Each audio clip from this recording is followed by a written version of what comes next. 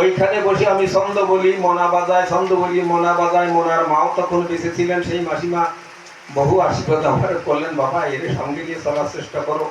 ওইখান থেকে মনারে, ওইখান মনা আমারে ট্রেনিং দিল, আমি মনারে ট্রেনিং দিলাম।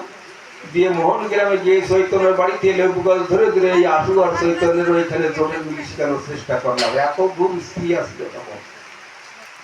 যাই হোক, সেই মনে আজ আমাদের মাঝে নেই। বড় দুঃখের, বড় পরিতাপের, বড় বেদনা, বড় হাহাকারে, বড় বিষাদের কথা তারই স্মৃতি অসহায় উপস্থিত হয়েছে। এজন্য বড় দুর্বিষহ যন্ত্রণা, যে যন্ত্রণা ভুলে থাকাই যায়।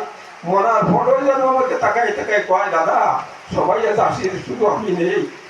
এই জ্বালা সহ্য করে আমি কথা বলতে বর্তমান পারছি না। আপনার সভা চালান, পরে যদি আবার সময় সুযোগ সুবিধা দেন পরে বিষয়ের কথা বলবো। এই বলে আমি আমার বর্তমান পরিস্থিতির কথাগুলো এইখানে রাখছি, বিশ্রাম দিচ্ছি।